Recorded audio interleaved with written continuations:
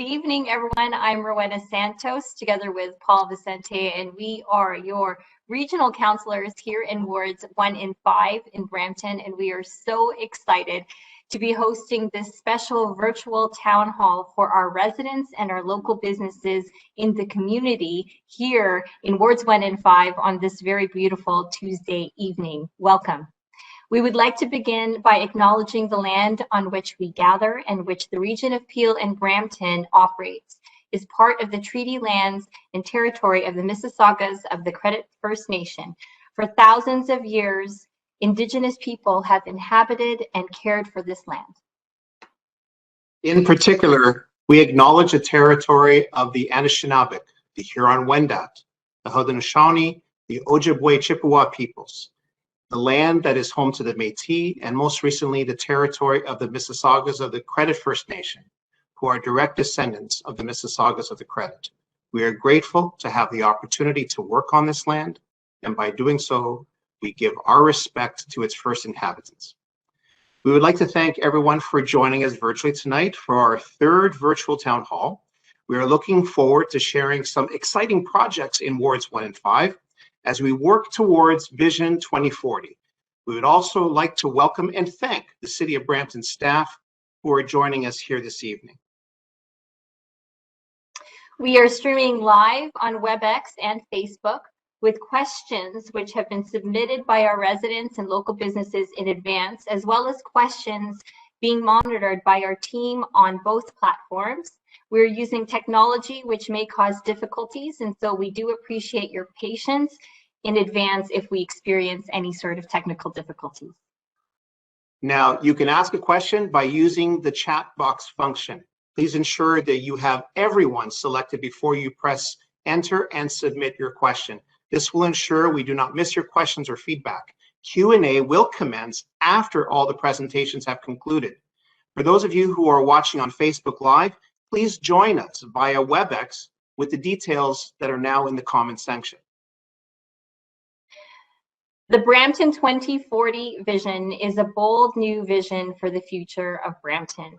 Tonight's lineup of presentations and speakers will provide an inspirational guide to what Brampton will become over the next quarter century, with work already started. Vision 2040 was put forth in 2018, and it was based on the engagement of thousands of residents across the city who told us what they wanted to see for Brampton's future. It was led by an internationally known urban planner, Larry Beasley. In this new term of council and team of staff, we've been working hard to bring forward plans and projects that support this overall vision for our city. The residents of Brampton shared a 2040 vision, which focuses on the environment, jobs, and urban centers, transit, community engagement, walkable neighborhoods, transportation, social matters, health, along with vibrant arts and culture. From its global recognition as a smart city focused on citizens to our emerging cultural scene that fosters immense creative talents, Vision 2040 is our aspiration for Brampton, and this evening we will be sharing some of the recent plans and projects in place as part of our path to get there. Brampton is a city of opportunities. We're looking forward to projects such as the Riverwalk Etobicoke Creek Flood Project, which will provide flood mitigation works to eliminate flooding in the downtown Brampton core from the Etobicoke Creek during extreme flood events. In November last year, we secured more than $38 million from the federal government to help fund this project. Brampton is one of Canada's fastest growing and youngest cities. We are prioritizing post-secondary education to include continued advocacy to bring a full university to Brampton. The city has been working with the province and local and international partners to lay out the social and economic benefits of this investment and ensure we can develop and retain homegrown talent. Brampton is a mosaic. The City of Brampton is excited to introduce a foundational equity office to serve its employees and citizens. The Equity Office will work to ensure fair and equitable treatment of all individuals and promotes a harmonious environment both inside the city and for its residents. Brampton is a green city with the Queen BRT project, all-day two-way go, train service, third transit facility, Huron Main Street LRT extension study, and our active transportation plan. We are committed to providing alternative modes of transportation and building streets for people. Brampton is a healthy and safe city. Through the work of advocacy during this term of council, the province of Ontario announced during their 2021 budget the expansion of Peel Memorial Hospital into a full-service second hospital. At the municipal level, Brampton has committed to developing their own community safety action plan and community safety office.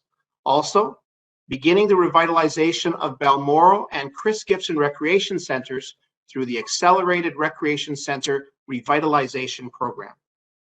Brampton is a well-run city. Brampton is improving day-to-day operations by streamlining service delivery, effectively managing municipal assets, and leveraging partnerships for collaboration and advocacy. Budget deliberations held in 2020 delivered the third consecutive tax freeze. The city made record contributions to its reserves to ensure sustainability in its asset base and transit growth. Now, first up is a presentation from Planning, Building, and Economic Development Department. Bob Bjerke, Director of Policy Planning, Claire Barnett, Director of Economic Development and Culture, and Paul Aldunate, our expediter for the Downtown Brampton. Thank you so much to our team and staff. We have some exciting developments to share with all of you this evening. Over to you, Bob.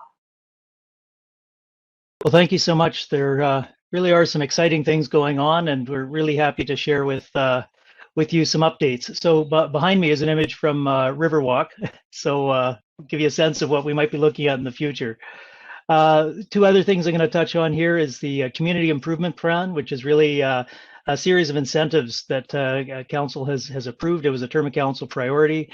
We're looking to really enhance the support that we're providing for our local business community and really looking for offices, support for development of offices in key areas of the city.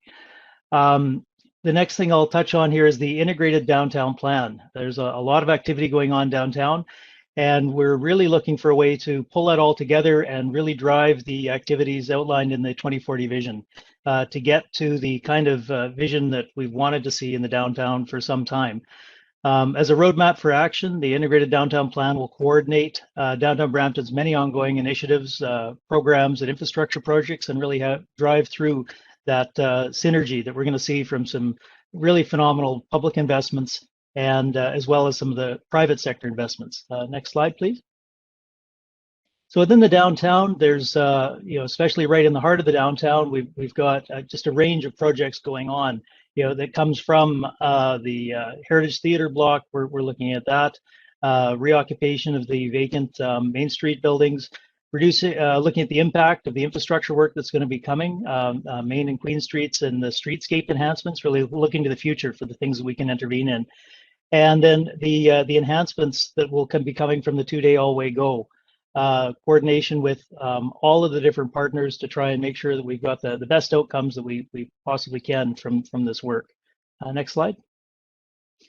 One of those really exciting developments coming forward is the study around the LRT, looking to that corridor work for Main Street and where the LRT will go and how it will be integrated into the rest of the downtown. So the study is underway, really looking for the preferred alignment. And there is a lot of work going forward. The LRT will certainly stimulate a lot of development as it signals a permanent investment in the neighborhood, and it will bring new life to the street. And so the really key decisions will be around exactly the alignment, whether it's above or below, but regardless, we're going to have a fantastic outcome for the city. Next slide. So in terms of the work that's been done to date, we have here the one of the potential routes, which is the surface route and the cross section that's being developed there, just to give you a sense of how the LRT could be integrated with some of the key active transportation components. You see the bike lanes there, and as well as the green enhanced areas. It really has a potential to add an awful lot to the downtown. Next slide. And then the other one, you won't see the LRT because this is the underground option. So this is what could happen with the same cross section, but with the underground. So definitely some key decision points as the study goes forward. Next slide. So this gives you a sense of the short list of options that have been developed. There's really 4 options, I think, that are going ahead now or that were presented. 4 surface to underground, and really refining those options to give people a sense of how it can progress and get the public input. In terms of some of the other projects going on, next slide. This is the range of things going on that I think people should be aware of that are going to be coming together through the integrated downtown plan, which will really ensure that the downtown neighborhood is balanced with this provision of adequate community facilities, parkland, green infrastructure, physical infrastructure, and really supports the kind of growth and development potential that we all know is there in the downtown to be seen. Next slide. One of the key things that was mentioned at the outset, Riverwalk, really this huge opportunity to address the flooding impact, potential flooding in the downtown, which has really constrained development for quite some time. And this really exciting opportunity to pair that up with some really exciting landscape, streetscaping work, and really unlock the real potential for the downtown with the investments that we'll see from other levels of government as well as Brampton.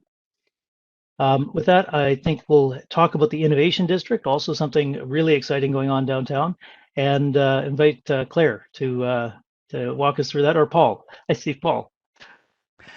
That's okay, Bob. Thank you for that. Claire is here in support to talk about this a little bit further if there are any questions. So I'm really excited to be here today, and thank you for inviting me. It's always a pleasure to talk about some of the neat things that we're doing in the downtown, and one of them I must say is the Innovation District.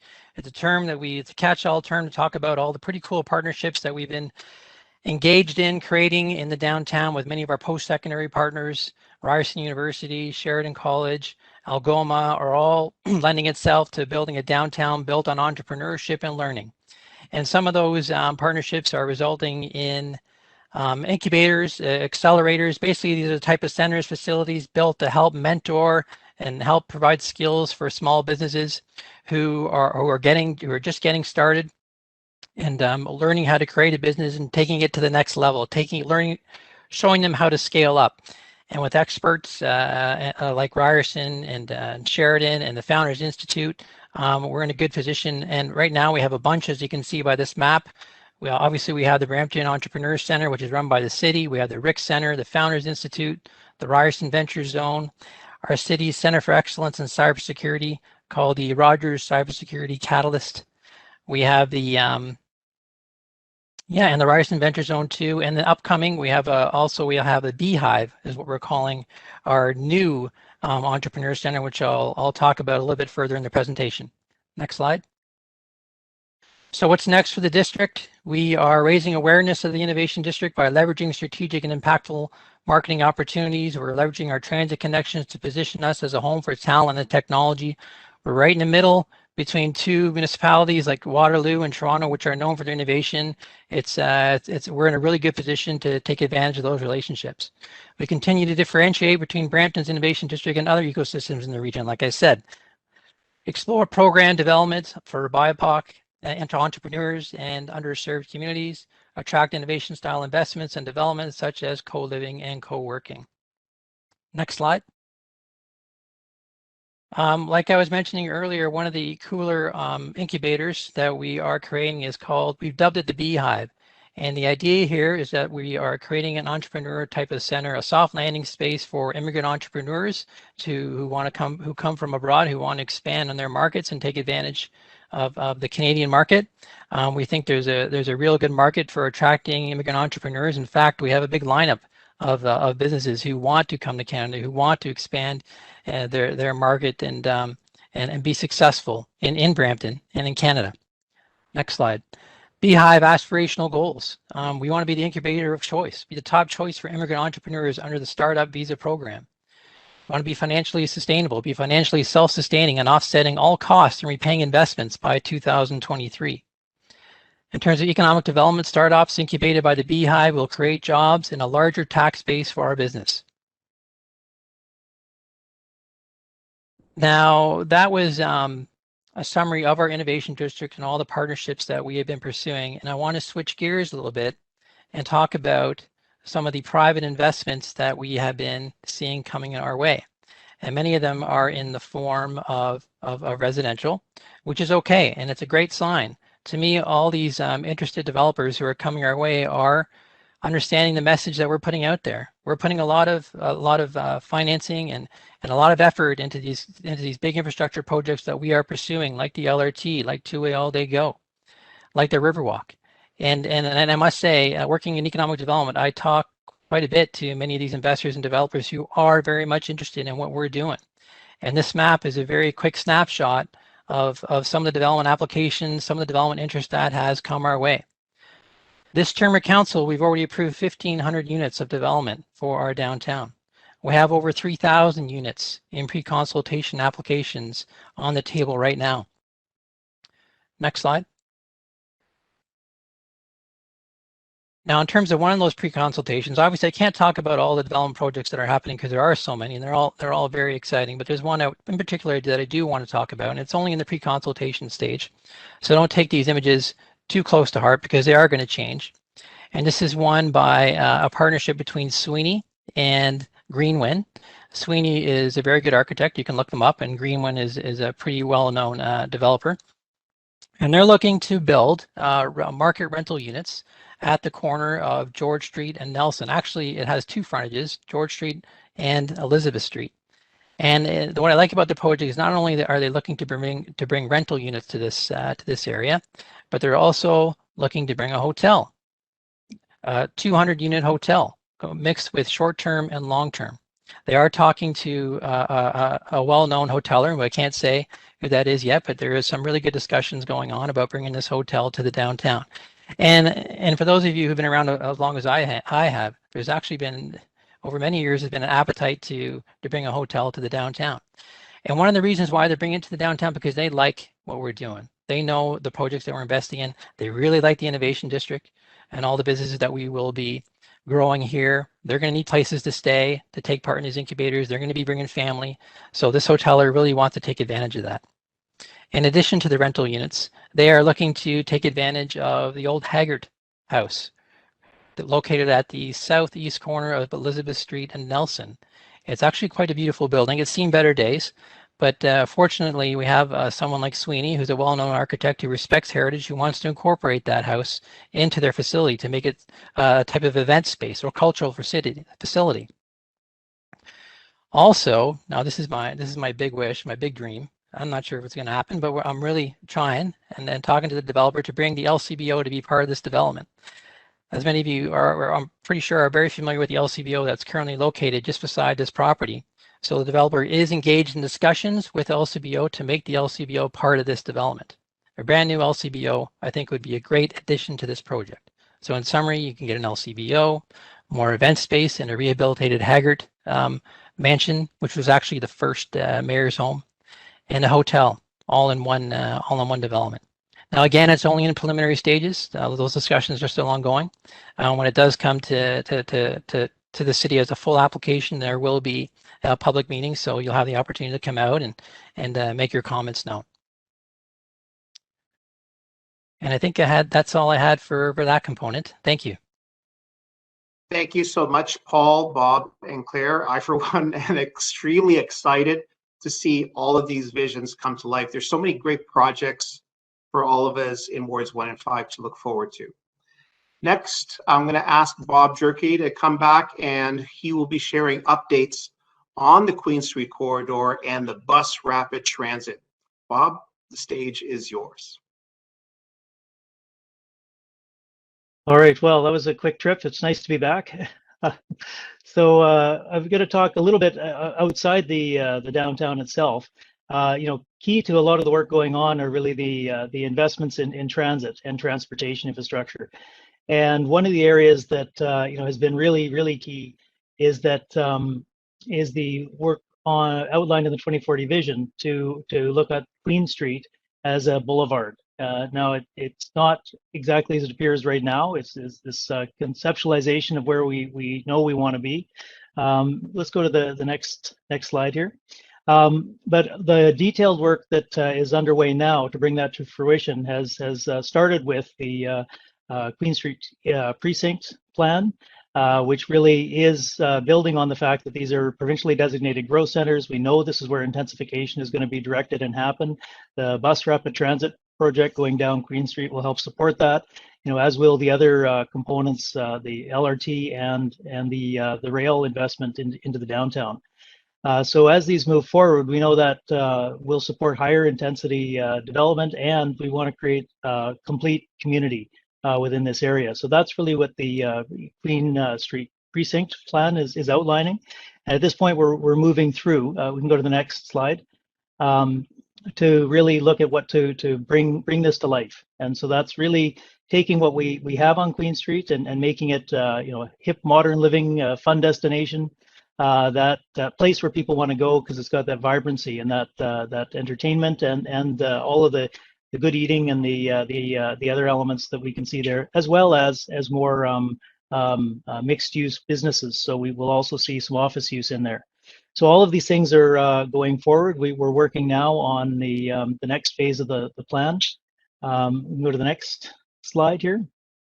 And so this really kind of outlines some of the components that are really transformative, including Riverwalk, the bus rapid transit, the strong connection in this area right down to Pearson International Airport, the expansion that's been announced for the Peel Memorial Center. So all of these things really lend that energy to the space, and as well the private development interest that we're seeing on the area as well will be paired up with the municipal investments and the services and amenities we know need to be delivered to make this a full and complete community. Next slide. So this gives you a sense of some of the things that we might be seeing as it comes forward. This is kind of a concept. Definitely more buildings, but also more park space.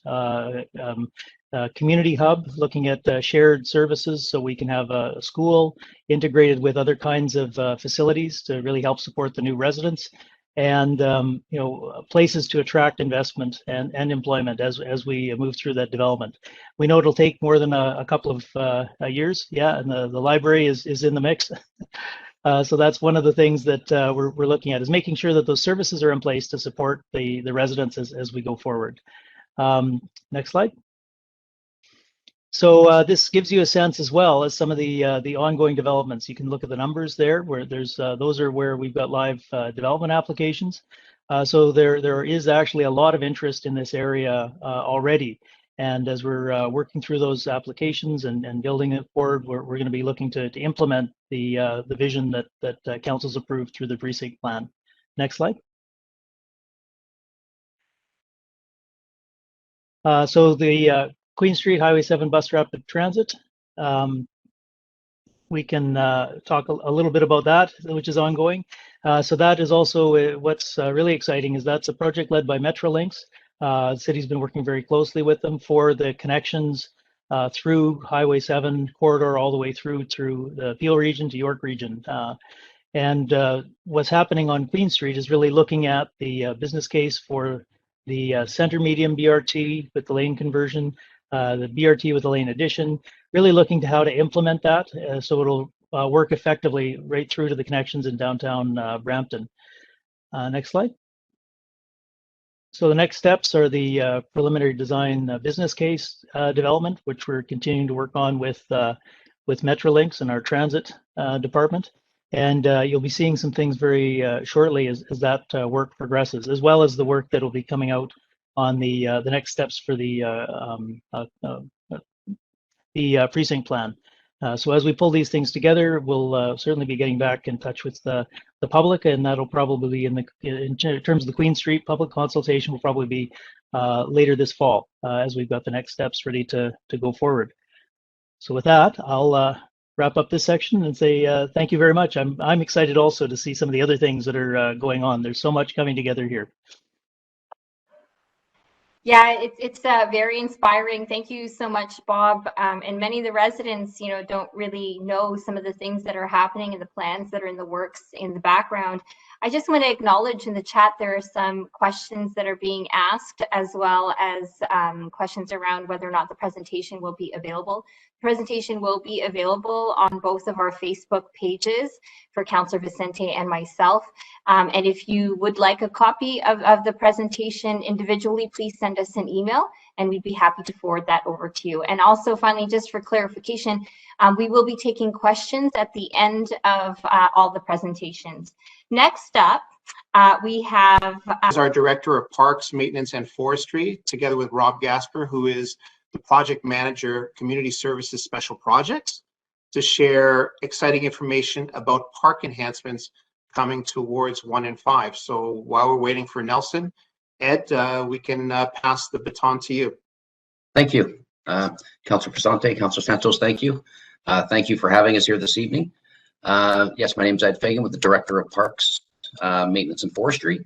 Current update in the Parks Department today with COVID restrictions and such. We do have, of course, outside amenities are closed, but staffing levels, we do have part-time staff that are supporting us currently.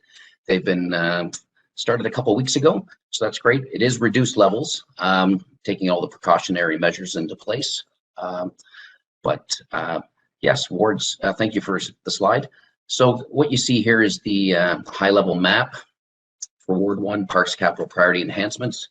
And it's just a park, there's playground upgrades, there's a basketball court. Some of these are being proposed, and you'll hear more from Mr. Gasper and myself. Fitness equipment, artificial turf field, splash pad, outdoor classroom, Rosalie, some electrical upgrades, and some soccer nets. So that's in Ward 1. So next slide, please.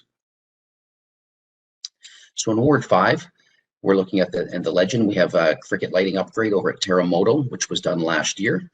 Park and playground upgrades, shade shelter improvements, and basketball court as well. Next slide, please. So the parks enhancement, so this is approved capital that's been approved in 2019-2020. We have currently in trail upgrades, recreational trails. We have 2 trails that are going to be resurfaced, in essence, repaved, Ashurst Park and Lakelands Park. And that is going to take place later this summer into the fall. And park improvements currently, if you're in the area over at Murray Street in Gateskill, the Murray Street playground has been put in, but with the region police piece at this time, being built, Gateskill, we're doing some conceptual drawings and such.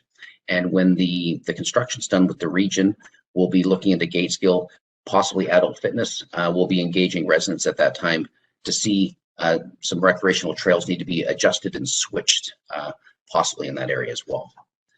Playground replacements, we have Blue Lake Park, Burton Park, Homestead Park, and Lake Louise Park, Mosswood Park, and Suncrest Park. These playgrounds are they're up to be replaced. They will be removed later this summer. We're looking at possibly into August, July, you'll see them removed. There'll be a communication piece on that as well, and then they'll be replaced. The new cricket lighting, Andrew McCandless Park, beautiful park, that was completed in 2020. Electrical upgrades, there's been some servicing put in at Rosalie Park for the future if we want to do some special events and such. All the servicing is in place for that. New shade shelter, Jennings Park is going to receive a new shade shelter and a new artificial turf field. We're in discussions currently with Central Peel Secondary School, and it's a partnership. That's something with us, Recreation, and the school board itself, that the talks have begun there in regards to replacing the artificial turf field there. So next slide, please. And with that, I'll pass the slide over to Rob Gasper to speak on behalf of the additional enhancement requests. So, thank you. Thank you, Ed, and thank you, Councillor Vicente and Councillor Santos, for inviting me tonight. We have a number of capital priority enhancement community living projects that were approved in capital in 2020 and 2021. With the lump sum more in 21. We have put together an extensive list with the help of the residents through the councillors in this area. And I'll just, it ranges from replacement of playgrounds that are at their life cycle end, addition of some shade shelters, some basketball courts, multi-purpose courts, as well as fitness equipment. And we are looking at putting our first neighborhood splash pad in a park in wards 1 and 5, which should be completed by spring, ready to go for next summer. We are working on all the specs right now and hoping to go to tender and construction to start with that in the fall. So that's a groundbreaker, because it's something totally new that we are trying in our neighborhood parks, which we haven't done in the past. It's a much smaller version of splash pad, but I think the playability for the residents, the children in the neighborhoods, will be an awesome piece to the existing playgrounds now.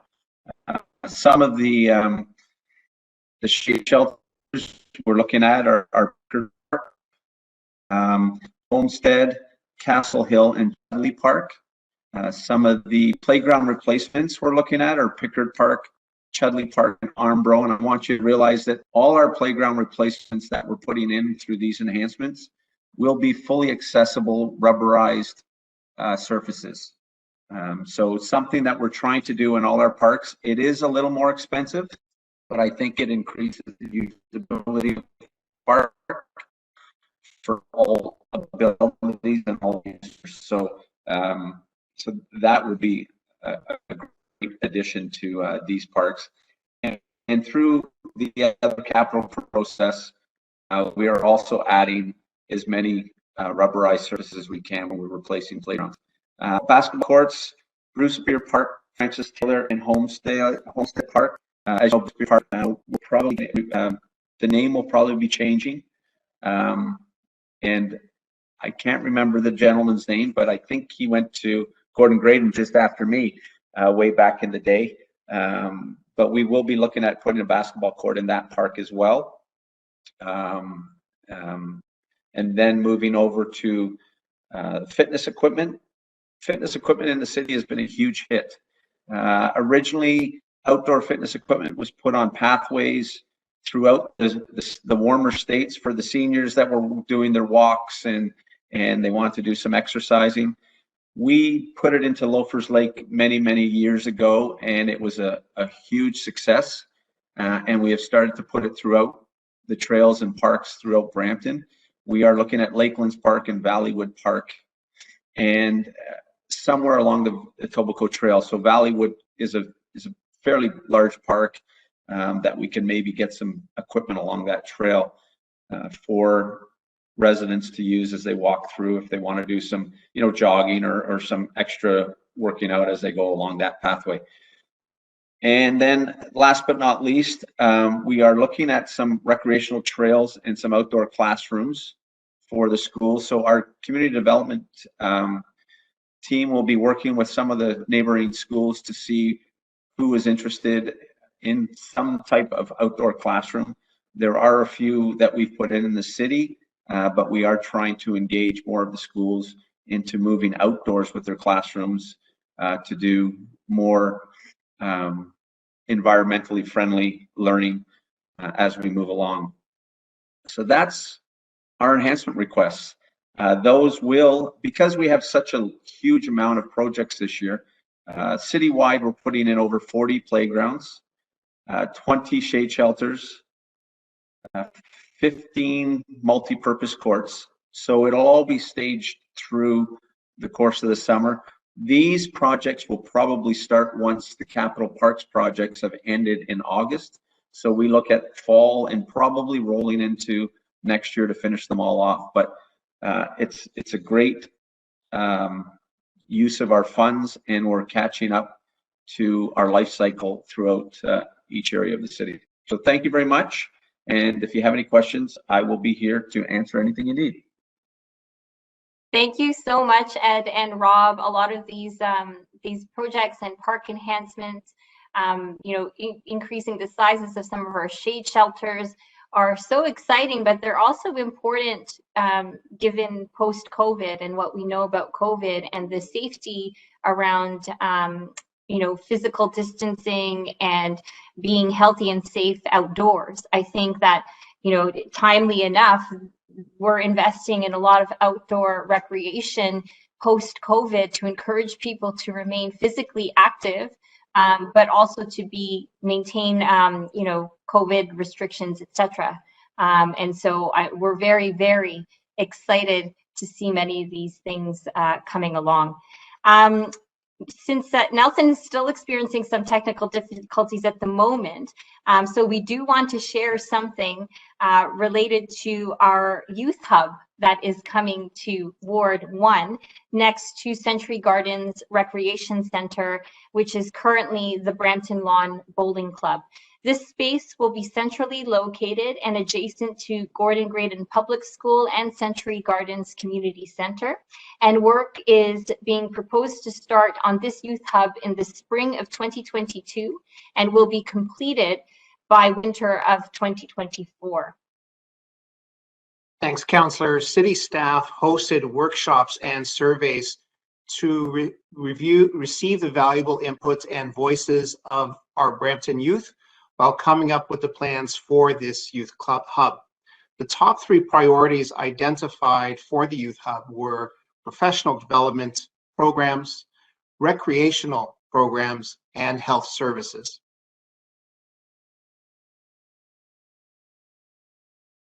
The community health youth hubs will be youth-centric spaces designed in consultation with community organizations and health and social services agencies that serve Brampton youth.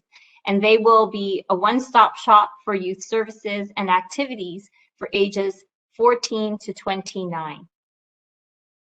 So, Councillor, I think maybe we'll just give Nelson another try, and if Nelson Cadets is here. Now, Nelson is our project manager of active transportation, and he's here to share updates coming for the active transportation in wards 1 and 5.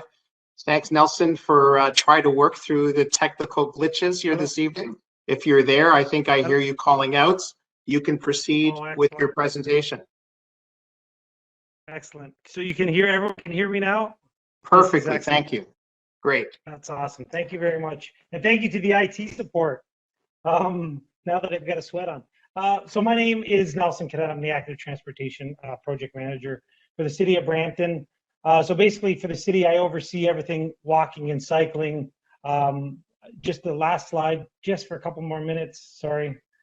So I put this short presentation together to provide you a quick overview of some of the work we had planned for wards 1 and 5 this year. On the slide, you have my email address as well as a general cycling email address in case there is questions here that don't get answered this evening. So this year we've launched a campaign called Streets for People. Streets for People is about providing safe and comfortable street experience regardless of how someone chooses to travel on it. It's where a place on the street is identified not just by mobility, but by a wide array of activities. So Streets for People include people-friendly dimensions, including safety aspects, trees, local culture, pleasant ambience, multiple uses, and environmental features. Over the next series of slides, I'll demonstrate how in wards 5 and 5 will benefit from the city's complete streets approach. So next slide, please. The city's active transportation master plan sets out the framework both for city staff as well as the community, and it outlines a process to develop an integrated active transportation network. The plan includes an implementation strategy. It includes policies and supporting educational and promotional programs for creating a pedestrian and cycling friendly city. The structure of the active transportation master plan is organized into these 4 key themes. One, connecting the network is really about building that infrastructure. Developing walking and cycling culture is about educational and encouragement programs that complement that infrastructure that gets built. Designing for safety and comfort relates to infrastructure design that accommodates all ages and abilities. And finally, providing year-round mobility. A good maintenance program can help ensure that walking and cycling is done in all seasons. Next slide, please.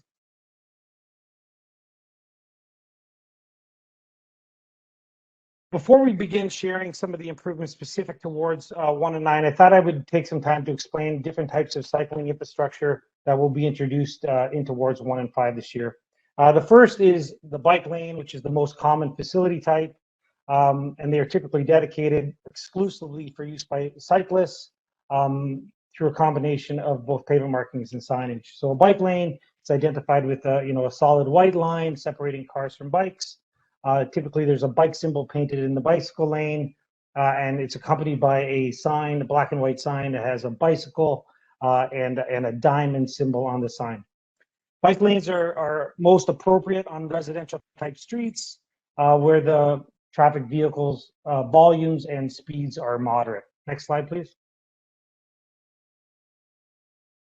The second facility type is a shared roadway. As the name suggests, along shared roadways, cars and cyclists both occupy the same travel way.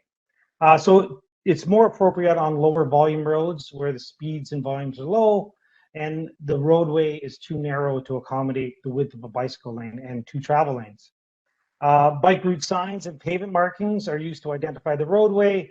The pavement marking, as shown in the photo there, as well as a sign that accompanies it. It's a black and white sign with a bicycle symbol, and below it, the word route. Next slide, please. And finally, urban shoulders. Urban shoulders are the same width as a bicycle lane, but they're not used just for bikes. They also allow for on-street parking. They're implemented as an interim measure to provide, cycling connections to area amenities such as schools, parks, businesses, and trails. Once the overall connected cycling network is established, these urban shoulders can easily be converted into a designated bicycle lane. Next slide, please. So this slide represents the work that's going on this year in wards 1 and 5.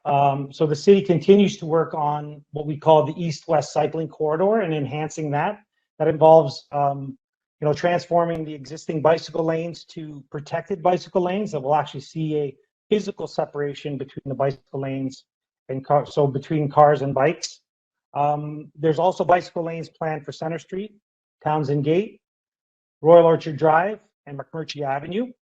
Urban shoulders are planned for Bodden Street, west of Main Street, Nelson Street, Haggard Avenue, Railroad Street. So it's important to note these last 4 roads that were identified for urban shoulders.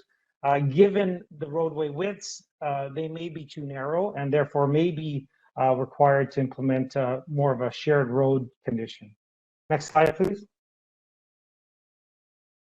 So the next 3 slides I put together are to show the progress of cycling infrastructure in wards 1 and 5. So we're starting with this map of the 2 wards. Next slide. And then this layer sort of shows where existing cycling infrastructure exists. So of note, right in the middle of the map, that squiggly line north-south is Fletcher's Creek Recreational Trail. East of that, you've got the Etobicoke Creek Trail, top right corner. There's the Esker Lake Trail and that famous Franciscini Bridge over the 410. There is also bicycle lanes on Bodden Street, Rutherford Road, and a number of multi-use paths along our arterial roads. Next slide, please. And now what's added to the map is what we're planned or proposing for 2021. So the blue lines represent the projects that we introduced earlier, and the red circles represent enhancements to existing infrastructure. So these locations are where the city is implementing either a proposed crossing, so where trails and paths meet the road, or where curb depressions will be installed to ensure that park paths and trails are accessible. Next slide, please.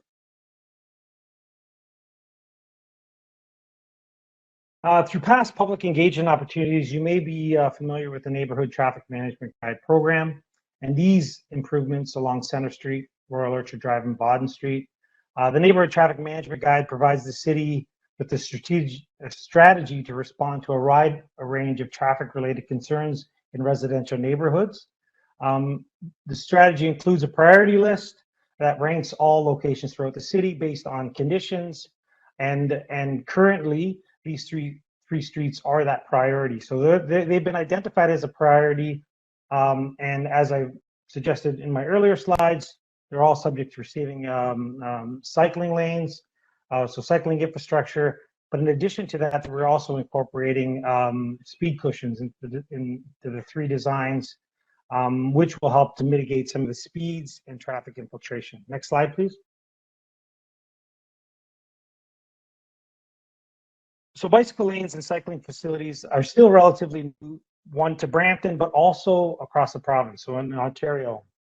So in addition to building the cycling infrastructure, our design team here at the city are also ensuring that the latest best practices are being applied to city facilities to ensure that they safely and comfortably accommodate people of all ages and abilities. Next slide, please. A critical complement to the work we're doing from a walking and cycling perspective is the city's dedication to safety through its Vision Zero commitment. That's a commitment to reduce and ultimately eliminate fatalities and serious injuries that result from collisions. So Vision Zero initiatives such as the creation of 50 community safety zones across the city, which include automated speed cameras, help to mitigate excessive vehicle speeds and aggressive driving. The locations of where these safety zones are located are typically along roads where bike lanes exist or where they're planned. Across the city this year, it's important to note that we have implemented last year 19.7 kilometers of bike lanes, and we're planning to install over 29 kilometers this year of cycling infrastructure. Next slide, please. So one final note, June is Bike Month in Brampton. So next month, Bike Month will be celebrated. It's an annual celebration, and it's celebrated throughout communities across the Greater Toronto and Hamilton area. And it's a way to encourage people of all ages to celebrate cycling. So this year, Bike Month will be celebrated virtually and in accordance with provincial COVID-19 restrictions. Brampton Bike Month events include, cycling-related webinars, and there's a number of activities that can be completed on an individual basis or with your family. So be sure to check out what's happening at Bike Month at www.bikemonth.ca. Next slide and final slide. So I hope you found this relatively quick and brief presentation or overview informative. If you have any questions or if you want to learn anything about cycling in Brampton, feel free to visit us at the city website. And of course, don't forget to ride your bike and discover your city. Thank you. Thank you so much, Nelson, for that update. And as a cyclist and user of all the active transportation infrastructure myself, as well as Councillor Vicente, who is also a cyclist who uses the infrastructure too, we encourage everyone to get out during Bike Month happening in June and safely enjoy some of Brampton's trails as well as bike routes. And the importance of investing into active transportation is not just about getting people out of their cars and onto their bikes, but really promoting a very healthy lifestyle. The mayor always talks about preventative healthcare, and part of what we're doing here is encouraging more people to remain active in our parks, but also active on their daily commute by riding their bike or to walk in order to do their daily sort of routine things.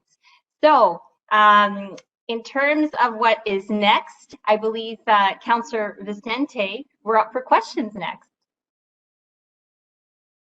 That's right, Councillor. We're about almost an hour into tonight's town hall, and really we come to one of the most important parts. You've heard all the information, but we now want to welcome your questions, and many of you have been entering your questions in the chat box.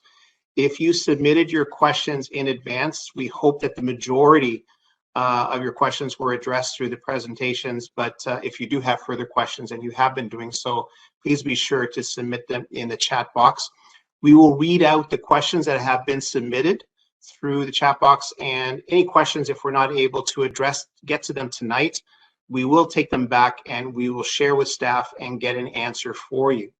So with our first question, we have a question from Jeffrey Ross regarding residential projects that are happening in wards 1 and 5.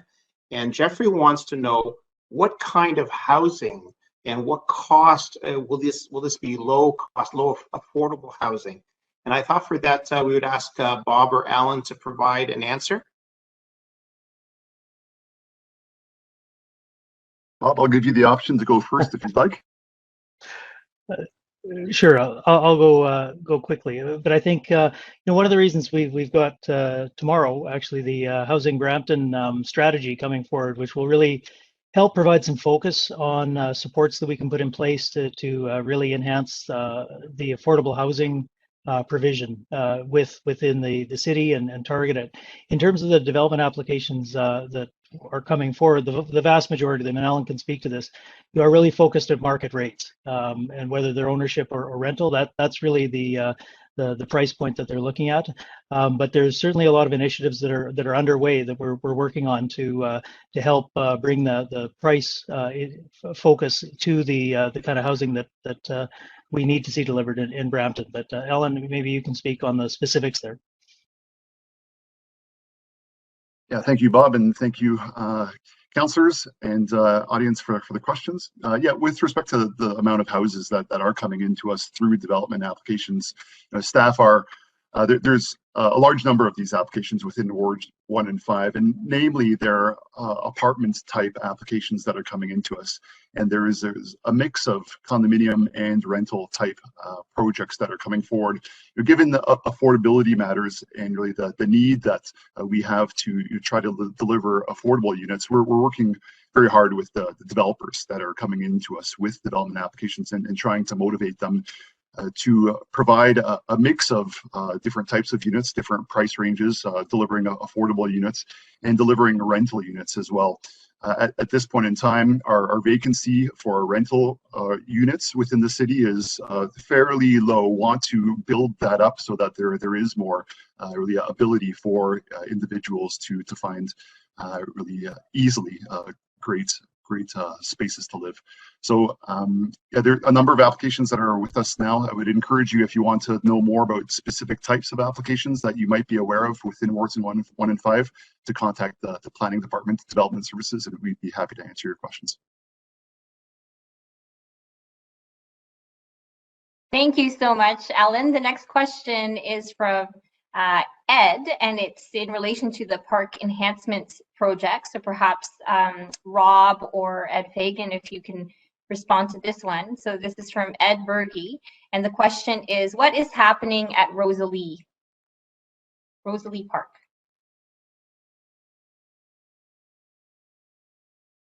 So I can speak to what was done currently in the last year or so. Servicing was put in, infrastructure within the park.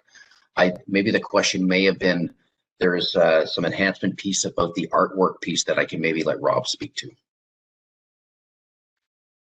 We have, thanks Ed, we have looked at some different trail markings that we can do similar to the Francisini Bridge, and we're looking at involving some of the schools when we get back in September to do some painting of the actual trail that goes around Rosalie Park.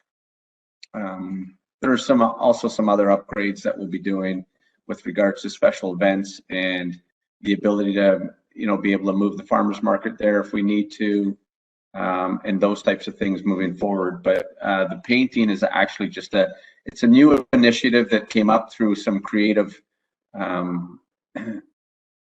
work that our parks planning people have done, and we're going to try to pilot it at Rosalie Park on the pathway there and see how that goes.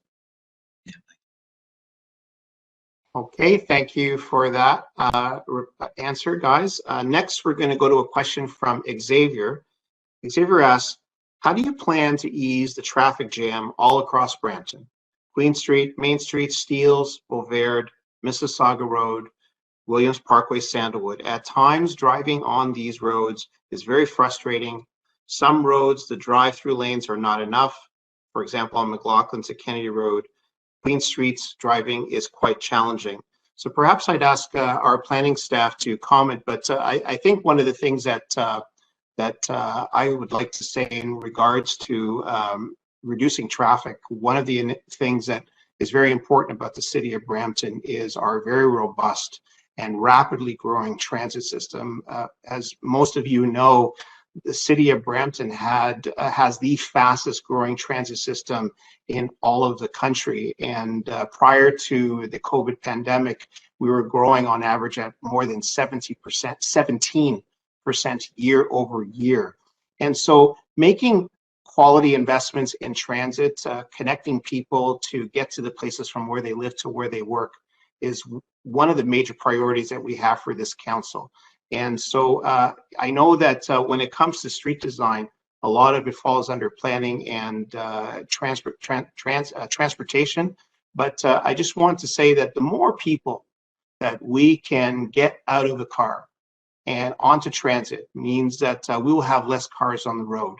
And we can begin to really prioritize Brampton so that it's not a city for cars, but really a city for people. And so that's kind of been our focus over the past 3 years.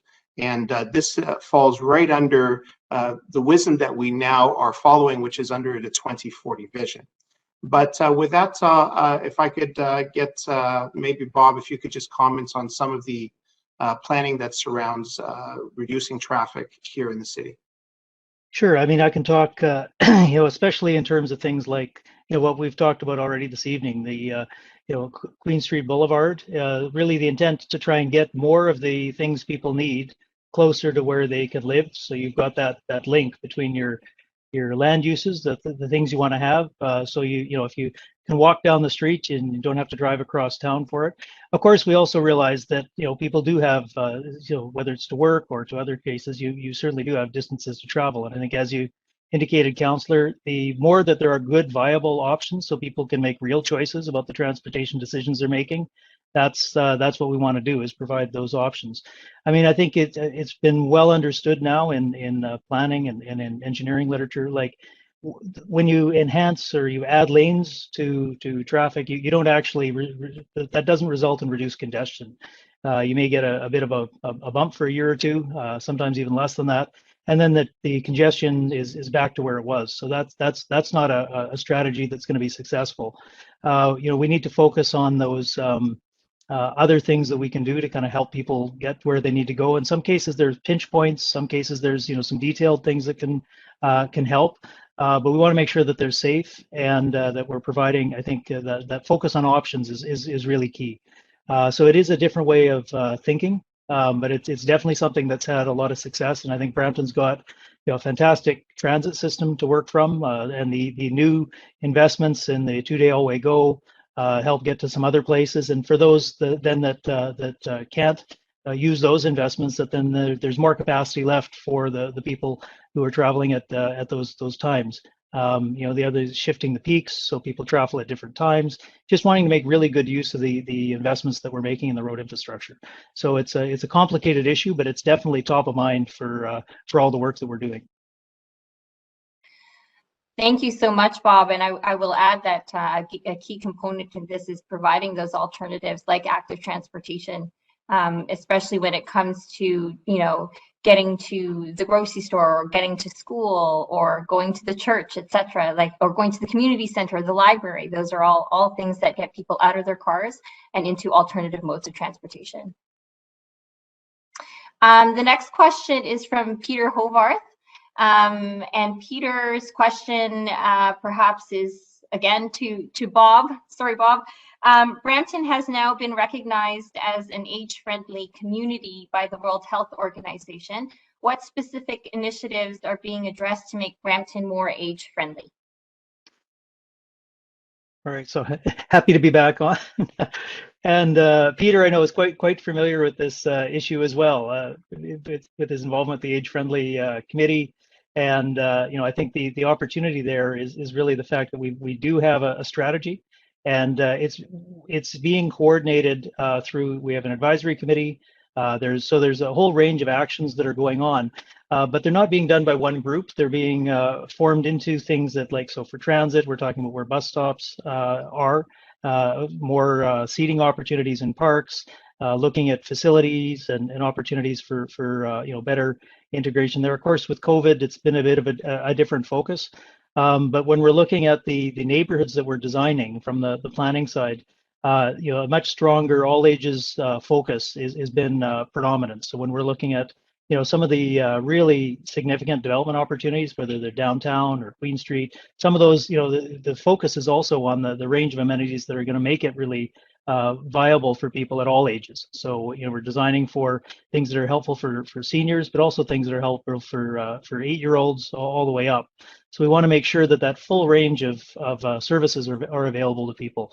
So in terms of specific actions, you'll see it coming forward in the plans that we're doing. There's some updates to things like the design guidelines. There's a range of activities, and there's certainly up on the agendas for the age-friendly committee as those specific items come forward, and happy to provide any more details if people want to get in touch with us. Thank you so much, Bob. For our next question, I'm going to go to questions posted by Mr. Vidal Regiswold. He asked 3 questions, but one that pertains specifically to development to downtown. Will there be any expropriation of residential property to accommodate these developments? And there's a related question here from Fraser Cameron, where the question is, there are a lot of houses that are all purchased on Park Street and Nelson Streets running to Mill. Is that part of the 2040 plan, or are they being rezoned for something else? Perhaps if, Alan, you could just talk about the work that developers do and how they deal with getting the property and the land that they need to realize their visions. Certainly, Councillor. So yeah, thank you for the question. So I have heard recently, yes, that there is some consolidation from a developer in the area in and around Nelson Street and Park Street, just north of Nelson Street. And yeah, there are instances of this sort, which are fairly irregular throughout the GTA, and Brampton included, where developers, as they're contemplating developments being submitted to the city for our consideration and ultimately council's approval or refusal, they retain or obtain property, and consolidate them in a very particular area so that they have the ability to make that application. And so in this particular case, you don't know exactly what will be coming forward. Haven't heard from the developer yet as to what they're intending or to submit an application for. No application is submitted to date. Knowing though the general location of it, just within the downtown periphery of the downtown, really, it's expected though that there would be some form of intensification likely proposed. The area in and around Park Street and Nelson Street, it's planned generally for medium density development, which could be townhouses, or which could be a form of walk up, 4 stories, 5 stories or so. But knowing that just immediately to the north, just south of Railroad Street, close to Park Street and Mill Street, there is a development application that was approved there, being the Dominion skate site, the Blade condominiums.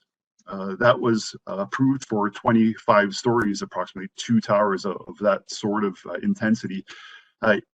It may be that the landowner that's consolidating properties here might be looking for something more than townhouses, but really, as anything of that sort will be coming into us, there's a planning process to be had. And so my group in particular, Development Services, will ensure that the application, as one is expected to be received at some point in time in the future, that it go through a fulsome development application process, which is all laid out as per the province, which involves public participation. There's going to be notices sent out to all the residents within a 240-meter area from any subject site that's associated with the development application. Notice in the paper as well, the full ability to have banter through to staff and committee and council as well on really all issues that some of the area residents may see. So yes, generally this is really a way in which developers really collect ownership for an area in order to make way for a future application. Thank you so much, Alan. Our next question is from Karen Taylor, and the question I think will be directed to Paul Aldinate. The question is, what is the plan for building around the Haggard House? So I believe, Paul, this is the Sweeney development. Yes, that's correct, Councillor Santos. So the Haggard House is actually a gem of a house, and but it's seen better days. But I've looked up some of the old historical pictures of the house, and it was quite prominent in its day. And Sweeney Architects is actually quite well known for its ability to preserve heritage features like this one. So they are very excited to actually purchase this property. It is part, or will be part of their development application that comes forward. And they have full intention to restore it. They'd like to, there's a number of uses they're contemplating for it. It could be cultural space, it could be event space. They got a few ideas on the table, but I can tell you that they are going to preserve it, and there's going to be some good discussions coming forward on that. When it does come to a public meeting, it would be great to see you come out and hear more about it.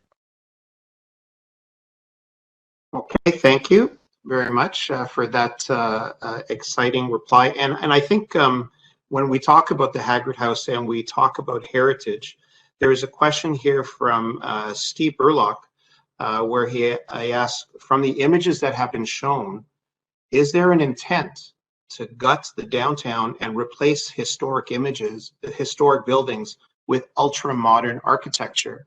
And if perhaps I could just go back to Paul for a second, from what you've heard and the kind of work that some of the developers are bringing forward in trying to integrate heritage with their projects, what's your assessment?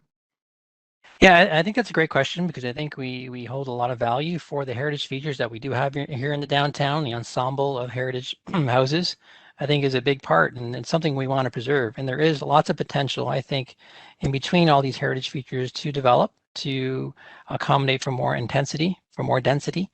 And you know, as long as we keep working with and finding developers and architects like Sweeney Architects, there's certainly a lot of opportunity to accommodate for their preservation. So the short answer is no, we're not going to gut the downtown and lose all that heritage value that many of us hold dearly to us, right? So we're going to work with the developers, and some of the work that Bob Bjerke's team has been doing, and Alan's been working on as well, is to make sure that whatever development does come our way, that we do preserve that.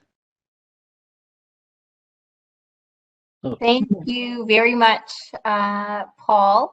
Next question is actually from Tyrone, just because it's a kind of a follow-up question with respect to downtown Brampton and some of the projects happening there.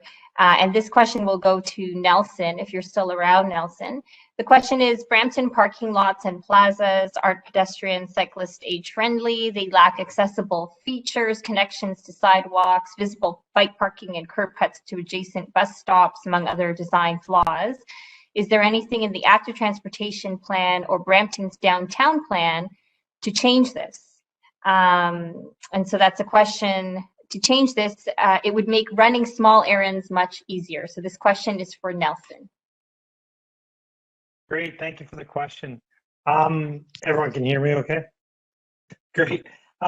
So as a part of the active transportation master plan and the implementation strategy that went along with it, we actually had a program dedicated to the Fix It type program. So it's actually entitled Fix It, and it's solely to fix sort of existing infrastructure. So the first phase of that was, looking at a lot of our trails throughout the cities, which we have excellent Valley Land trails, but every time we came up to a road, we sort of fell short because we were sort of leaving pedestrians without a proper crossing to get across the street. So it's that idea of incorporating, proper crossings, curve depressions, and that sort of thing. That's getting rolled out as a part of this implementation strategy.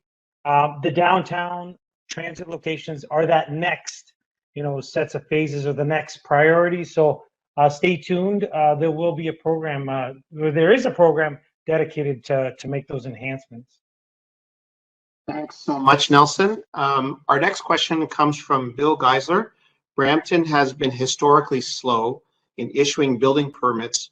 What is being done to speed up the approval process? And perhaps if we could just ask Bob from our planning department to explain what some of the initiatives that the planning department has undertaken to really speed up the process, the planning process in this regard?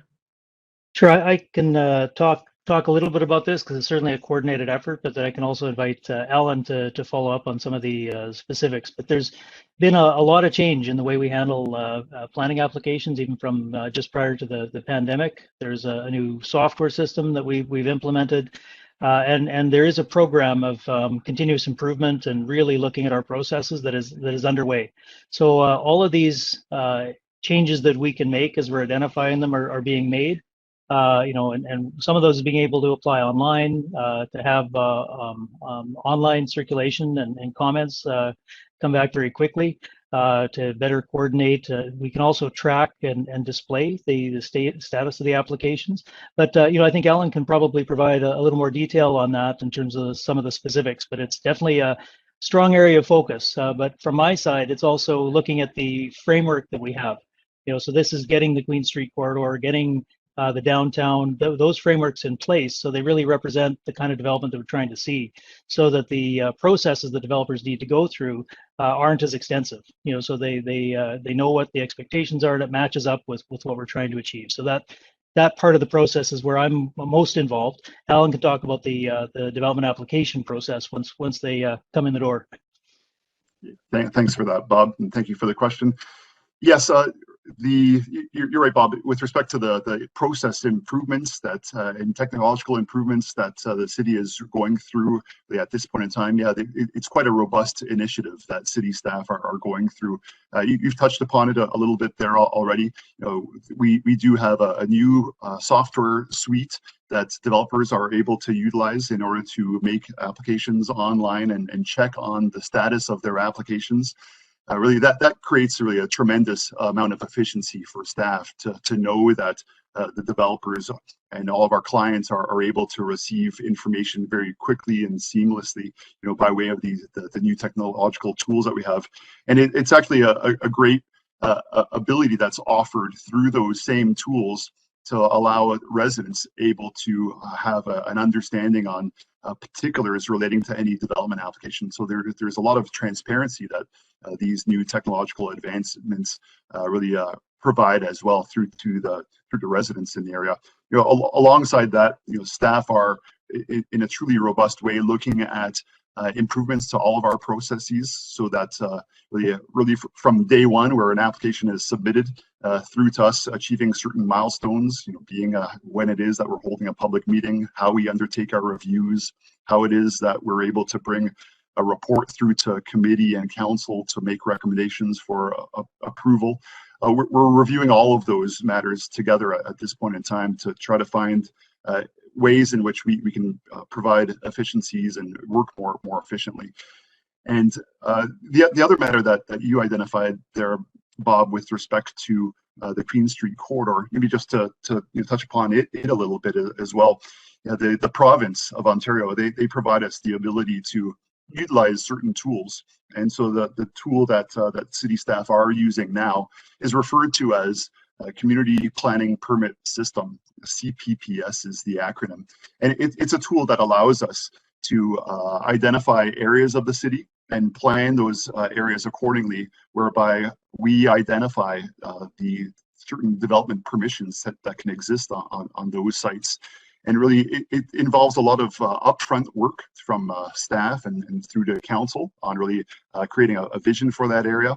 And then it really allows the developers at a later point in time to come forward with a development application, but which is really already gone through the system to a great extent, really our process to a great extent, and we are able then to provide approvals and permits to developers in a much quicker way with all of that work being underdone. So really that's a great initiative really that the city's embarked upon for key areas that are really seen as being appropriate to redevelop in a quick manner. So really all those matters together really are, I think, going to bring about a great ability for us to work with the development community in a better respect and a quicker respect. Thank you so much, Ellen. And the next question, which may be the final sets of questions before we get into another question regarding downtown revitalization, because I know lots of folks are waiting for that one, for us to respond to that one. So I'm going to ask two questions, which will probably go to Bob and Alan again. Rosemary Keenan does ask about mixed-use residential being ideal.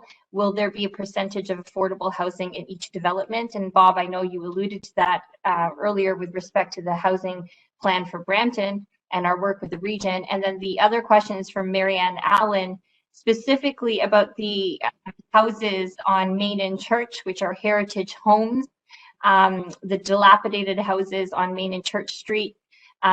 They are an eyesore, unsafe, and certainly do not add to rejuvenation. If Alan and Bob, you can comment on that question as well. So the first one is on affordable housing and development, and the other one is specifically about those heritage homes on Main and Church. All right, so yeah, specifically for development, there's obviously we're going to be working harder to help the developers understand some of the needs we have, and that's in terms of different types of units and those sorts of things. But specifically in the areas around those transportation investments, the transportation, the station areas, there's an opportunity through the provincial legislation for us to look at inclusionary zoning, which would actually be a way we could require affordable housing. And so that would work in the downtown along the Queen Street corridor, and that's something we are actively working towards. You know, in addition to that, the program that we're going to be rolling out will include incentives specifically for affordable housing in different types. So absolutely, the affordable housing is a key theme that we're going to be working on here, and there's a number of different tools we'll be bringing forward to make sure that we do get the mix of housing that we need. And so this is a much more active area, I think, for the city than it has been in the past. And we're working closely with the region, who really do oversee the provision of supportive housing and affordable housing. And then on the properties, the heritage properties, of course, you know, those properties are privately owned, and there's the minimum property standards applied to them. So the city definitely has an eye on these, and we'll try and work with the property owners and use the tools that we can to try and help them keep them safe and keep them in good condition. We can't require them, if they're not in unsafe condition, to take them down. But we do certainly try and do what we can to you know, whether it's promoting the development opportunities or trying to you know, help them understand the impact it does have on the community and the need to improve that condition. I think we're all aware that it has implications for the community as a whole, and we want to make sure we're doing everything we can to try and reduce that impact. Thank you very much, Bob. And for our next question, just as a reminder, if during the course of this evening we still haven't answered your questions, we will make sure that we get back to you and connect with you in person to provide you a response. But we had a question about the farmers market from both Tracy and Peter. So the question was, what is the plan this year for the farmers market? And council this year approved for staff to have the ability to relocate the farmers market, given that there is some infrastructure work that is happening. And the farmers market is now going to be relocated for this year to a mix of 3 locations around Gage Park, along Ken Willen Square, and along Wellington Street West. And so that is going to be a new spot for the farmers market to assemble, and for folks from downtown and beyond to be able to participate and get some shopping done and find fresh produce. And of course, with COVID still ever present in everyone's mind, staff will be working hard to make sure that the event is handled as safely as possible. But the corollary to this one is Tracy asking with respect to infrastructure work that is being planned by the region. And so perhaps if I could just ask you, Bob, sorry to go to you again, if we could just ask you to kind of give folks an overview of the integrated downtown plan that staff have been working on, so that we could tie together all of the different priorities that we see for downtown. Absolutely. With the number of things going on and the number of initiatives, I mean, we know that it's a bit of a job to pull these together. And one of the key pieces of this is make sure that the work that we're doing aligns with the vision that we're trying to achieve. So the construction downtown, certainly, poses a lot of challenges for the adjacent business owners and for a lot of the people using the downtown. And I think it's something that we need to really give serious consideration to the timing and the effect, so that ultimately we reduce the time that the businesses and the residents are impacted downtown, and get the outcomes that we're trying to look for. So I know there've been more active discussions, and we'll be going to the region. I know there's a motion that will be coming forward, and I think that's more to the point, to make sure that the work that we're doing really does get to the effect that we want to have.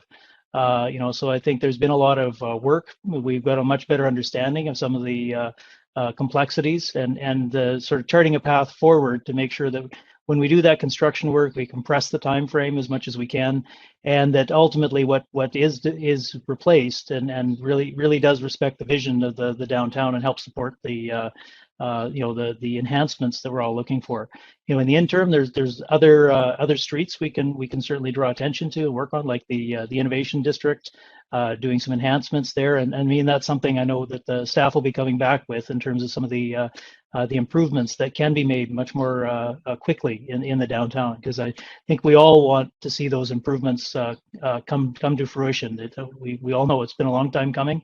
But there is so much potential in the downtown, and it's really, I think, time to start pull those pieces together. The integrated downtown plan, we've got about a year's process mapped out, but the intent is not to be waiting for a year. Right away, we're implementing things. One of those within the next month, there'll be a proposal going out for partnerships for the Heritage Theatre, proposals for looking for ways to reuse, redevelop, enhance that property.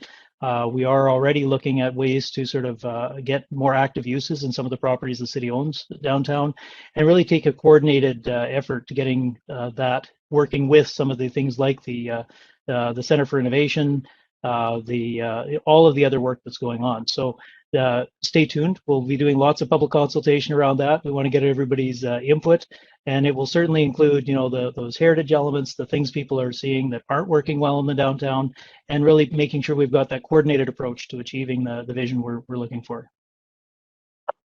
Thank you so much, Bob. And just a heads up to folks, there is a motion. There was a motion that is being worked on with staff, with council, with the business community.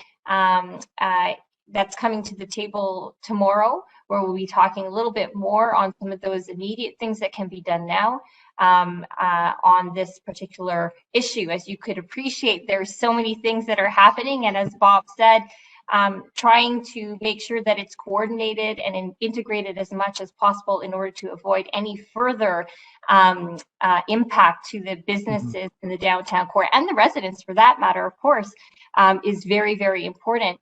Our small businesses in downtown have gone through so much already during COVID-19 with the shutdowns. And so as much as we can do in order to help them out when things reopen again, our council, we are all trying very hard with the staff to make that possible for the folks in the downtown core. Anything else if folks wanted to add to that in particular? If not, it looks like we do have time for one more question. Councillor Vicente, do you have possibly one more question that we can ask staff that are here this evening? I had one that caught my eye earlier on, so I'm just going to bring it up here. And there's a question here that we've heard before from residents many times, and it has to do with the block that is owned by Metrolinx on the east side and of Elizabeth Street and south of Railroad. And if perhaps staff could, perhaps Bob or Alan or Paul, I'll let you decide who can best answer this question, but what is Metrolinx doing with those lands, and what can we expect to see, not just in the immediate future, but long term? Hi there. So I could take a crack at this, and maybe Alan and Bob can jump in. But Metrolink's plans right now is they want to construct a surface parking lot. So an at-grade surface parking lot. They're going to pave the whole thing for parking to accommodate 200 to 300 parking stalls. According to them, there is quite the high demand for that GO train station, and there's been and that's been there for a while. So that's their plans in the immediate future. But you know what? The way they're talking now is that it's going to be a temporary measure for them.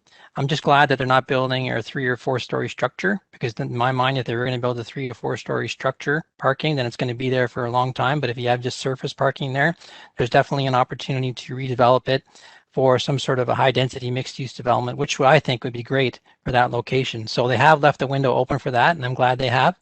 And that's the messaging we're getting from them now, right? They're looking for more mixed use, transit oriented development to abut many of their GO train stations. In the long term, that's their plans for this site. But in the medium term, short to medium term, they're looking at a surface parking lot.